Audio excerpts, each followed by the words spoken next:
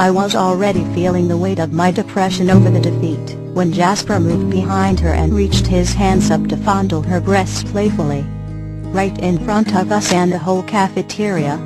It was nothing new. They always did stuff like that. Alice never cared because she liked it when he did those things. She always said it was like branding him in front of the other girls in the school. And usually, I'd just grimace and look away in disgust. But it was like the universe was shoving it in my face just as I was beginning to find some measure of acceptance. I could feel Edward stiffen as the hand on my neck faltered momentarily in its caress. I just looked down at the tabletop intently, shoving one more brownie drop defeat into my mouth, and rubbing his knee, just to show him I really didn't care anymore. Edward's point of view. I was such a fucking moron. Sitting in that meadow and trying to comfort her with the single most idiotic statement known to man. At the time, I didn't understand why she looked so hurt.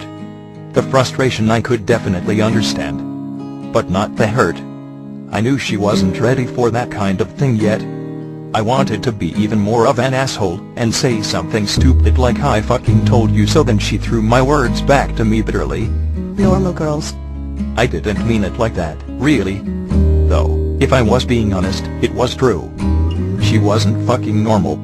Neither was I, and really, what the fuck is normal anyways? Who set the standard? And what was so great about it, that made her so goddamn bitter? But that was the whole thing. Her bitterness. I had seen it before a couple times. Mostly dealing with that Stanley bitch. And the more I thought about it, the more I figured the bitterness wasn't directed at Stanley or Mallory. It was directed at not being normal. A normal girl. I tried to tell her it didn't matter to me, none of that shit. I'd be lying through my teeth if I said it wouldn't be nice to be able to do that kind of stuff with her. To be able to touch her and maybe move things for her. But she was so much more to me, and that statement just made her impossibly more upset. She had that look on her face that I knew so well. She felt like a freak. And I always knew how to take care of that. I'll show her mine. But this time, I had nothing to show. It reminded me of before New Year's, when she wanted to comfort me because I couldn't feel love. And she couldn't show me hers because we weren't tit for tat on that particular issue. Now I was the one standing aside and feeling fucking helpless. Of course she didn't say something ridiculously insensitive like "I'm sure even normal motherfuckers can't feel love sometimes." Yep. That would have made me feel pretty fucking shitty. It was a definite open mouth, insert foot moment for Edward insensitive asshole douchebag Cullen. I gave her my jacket on the way back to the boat, because she looked cold. It was the only reason I wore the damn thing anyways. Even that little gesture didn't make her smile. I watched her face as I rode back to our property. She wouldn't fucking look at me, just staring at the trees and slumping into my jacket with the same frustrated look on her face. I told her I loved her in the gazebo. Because I really fucking did. I thought it really helped when I saw her smile a little and hand me back my jacket. I spent the rest of the afternoon and evening just fucking thinking. Wondering why she had to be so bitter about it.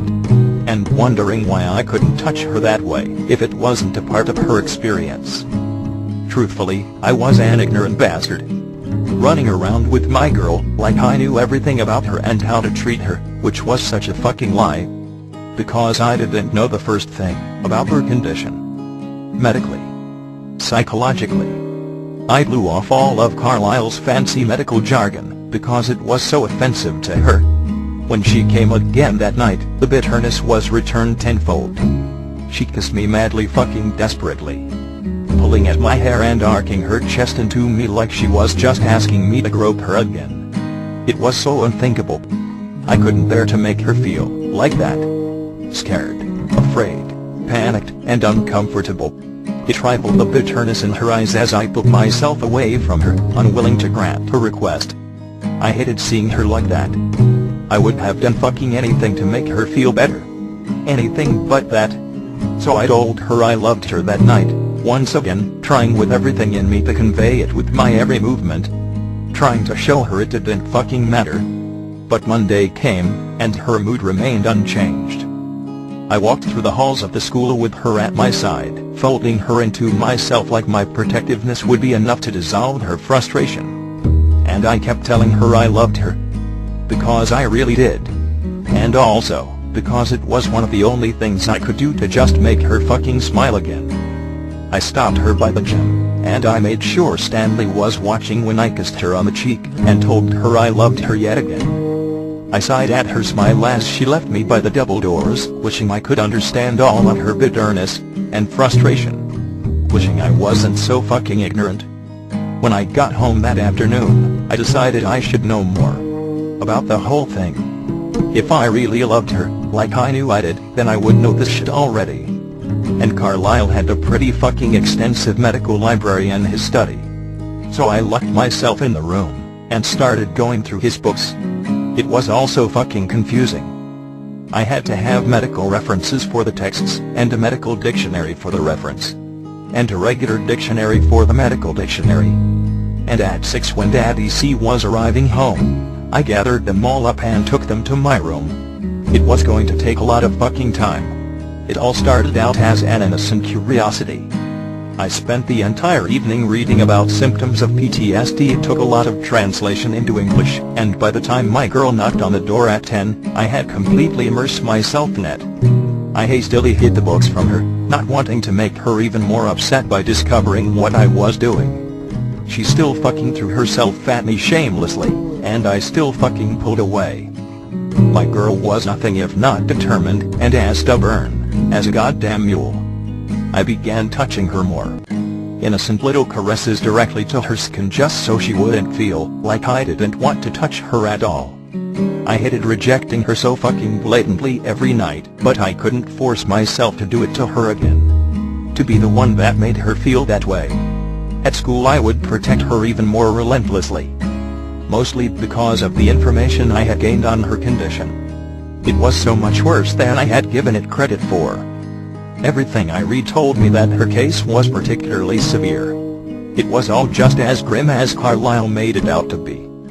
Tuesday afternoon, I locked myself in the study again, and resorted to the internet for more information. Some of the material I was reading held eerie parallels to some of my own habits, though I tried mostly to keep my attention on Bella's symptoms. I was trying to wrap my head around which part of her condition made her react that way to my touch. The PTSD, or the phobia. In the end, I figured out that the phobia was just a side effect of the PTSD. The real problem was the way her brain was protecting her. It sounded good in theory, but a lot of the people writing from experience were frustrated just like Bella was. That their mind was forcing them into an unwanted reaction. I was locked in my room reading books again when Bella came at 10. And I did the same shit where I hid everything quickly so she wouldn't see. I hated being sneaky and hiding shit from my girl. I just didn't want to add to her bitterness at not being normal. And she had to do it again when I pulled her in for a kiss.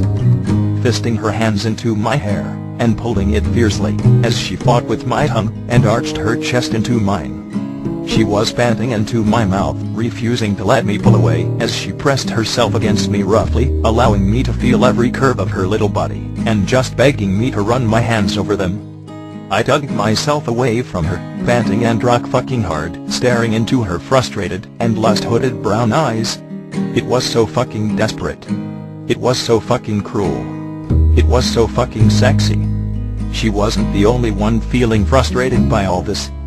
She was just making shit worse for us both by doing it. I tried to fill her void with I love yous when we went to bed. I was also trying not to push my throbbing erection into her as she hummed me to sleep. Wednesday was just further proof that when it trained it poured. There's always some asshole who has to fuck with me when I'm already dealing with a massive amount of bullshit as it is. His comment pissed me off. Okay. Understatement. It made me fucking furious. I wanted to hunt his ass down and tell him to say it to my face. Then knock every one of his teeth out when he did. But Bella wouldn't allow it, pulling me into an empty room alone. And the only reason I let her was because I couldn't bring myself to fight her off. And all of her efforts pissed me off even more. I couldn't beat the shit out of James, and I couldn't beat the shit out of him either. So I fucking lost it, and yelled at my girl. And when she reminded me of one